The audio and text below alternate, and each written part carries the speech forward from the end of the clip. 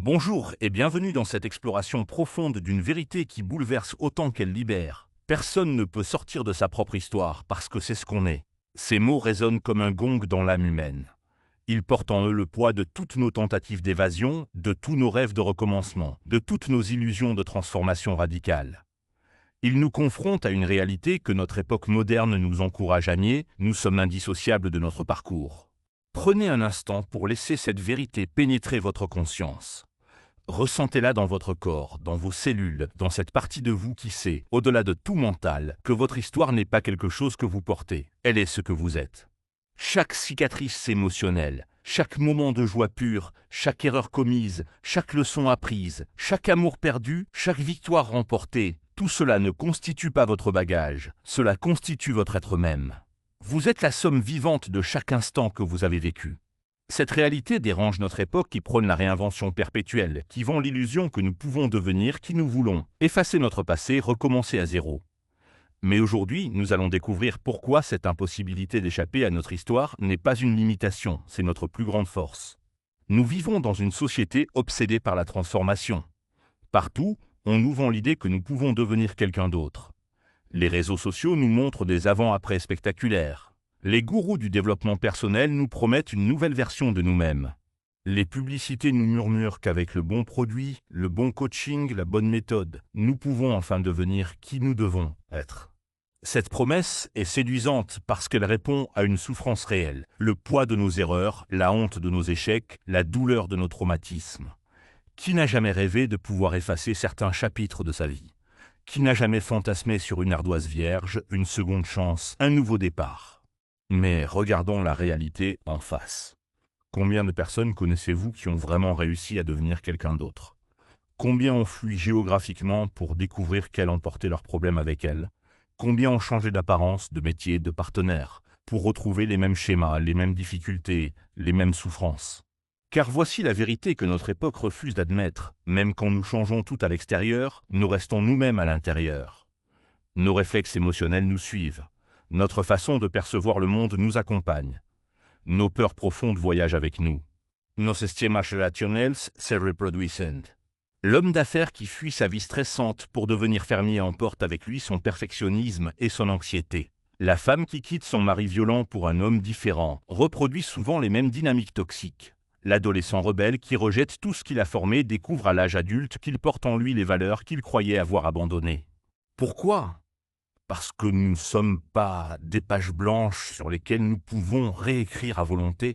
Nous sommes des livres déjà écrits, avec des chapitres indélébiles, des personnages récurrents, des thèmes qui traversent toute l'œuvre. Et c'est précisément cette continuité qui fait notre richesse et notre unicité. Imaginez votre personnalité comme un site archéologique. Chaque période de votre vie a laissé ses traces, ses artefacts, ses constructions. L'enfant que vous étiez à 5 ans existe encore en vous, avec ses émerveillements et ses terreurs. L'adolescent que vous étiez continue d'influencer vos rébellions et vos quêtes d'identité. Le jeune adulte que vous étiez guide encore certains de vos choix et de vos rêves. Ces différentes versions de vous-même ne sont pas des fantômes du passé, elles sont des parties vivantes de votre être présent.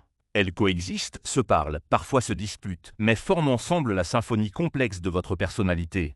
Quand vous ressentez une joie enfantine devant un coucher de soleil, c'est l'enfant en vous qui s'émerveille encore. Quand vous vous rebellez contre une autorité injuste, c'est l'adolescent en vous qui refuse la soumission. Quand vous prenez des risques pour vos rêves, c'est le jeune adulte en vous qui croit encore que tout est possible. Mais nous avons appris à rejeter certaines de ces parties. La société nous dit que l'enfant, en nous, est naïf, que l'adolescent en nous est immature, que certaines versions de nous-mêmes sont dépassées ou inappropriées. Alors nous les refoulons, nous les nions, nous essayons de les faire taire. C'est là que commence la souffrance. Car quand nous rejetons des parties de notre histoire, nous créons des fractures intérieures. Nous nous divisons contre nous-mêmes. Nous devenons des étrangers à notre propre existence. L'homme qui nie sa sensibilité d'enfant devient dur et coupé de ses émotions. La femme qui rejette sa colère d'adolescente devient passive et résignée. L'adulte qui renie ses rêves de jeunesse devient cynique et amer.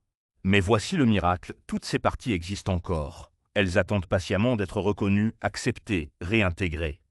Votre histoire complète est là, disponible, prête à devenir une source de force plutôt qu'un fardeau.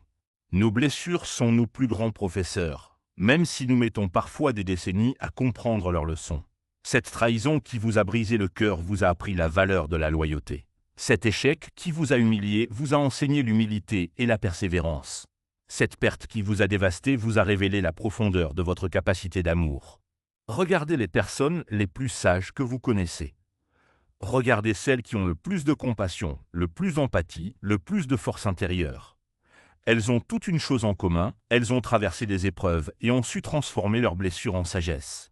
Vos cicatrices ne sont pas des défauts, elles sont les preuves de votre résilience. Elles racontent l'histoire de votre courage, de votre capacité à survivre, à vous relever, à continuer malgré tout. Elles sont les témoins silencieux de votre force. Et vos erreurs? Elles sont vos plus précieux guides. Chaque mauvais choix vous a appris quelque chose sur vous-même, sur la vie, sur ce qui compte vraiment. Chaque détour vous a mené vers des découvertes que vous n'auriez jamais faites sur le chemin direct. Puisque vous ne pouvez pas sortir de votre histoire, la seule voie vers la paix et la plénitude est la réconciliation totale. Non pas l'acceptation passive et résignée, mais l'embrassement actif et transformateur de tout ce que vous avez été. Cette réconciliation commence par un acte de courage radical. Regardez votre vie sans phare, sans justification, sans victimisation, mais aussi sans jugement. Voir vos parts d'ombre et vos lumières avec la même bienveillance. Reconnaître que vous avez été à la fois victime et acteur, blessé et blessant, sage et aveugle, fort et fragile. Elle continue par la compassion envers toutes les versions de vous-même.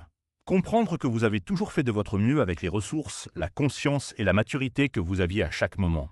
Que vos erreurs étaient humaines, que vos souffrances étaient réelles, que vos victoires étaient méritées. Cette réconciliation vous permet de réintégrer toutes les parties de vous-même dans une unité nouvelle. L'enfant blessé devient une source de sensibilité et d'authenticité. L'adolescent rebelle devient une force de créativité et de changement. L'adulte qui a échoué devient un guide pour ceux qui traversent des épreuves similaires. Personne ne peut sortir de sa propre histoire parce que c'est ce qu'on est. Cette vérité n'est pas une condamnation, c'est une libération. Elle vous invite à cesser de lutter contre vous-même pour commencer à vous célébrer dans votre totalité. Votre histoire est votre signature unique dans l'univers. Elle est votre contribution irremplaçable à la grande tapisserie humaine. Personne d'autre ne peut la vivre, personne d'autre ne peut la comprendre de l'intérieur comme vous. Alors cessez de la fuir, cessez de la nier, cessez de vouloir la réécrire. Embrassez-la pleinement avec toutes ses imperfections et toutes ses beautés. Car c'est seulement en acceptant totalement qui vous avez été que vous pouvez devenir pleinement qui vous êtes appelé à être. Votre histoire n'est pas votre prison, elle est votre liberté. Elle est votre pouvoir. Elle est votre trésor le plus précieux. Honorez-la, célébrez-la, et laissez-la vous guider vers votre plus haute expression.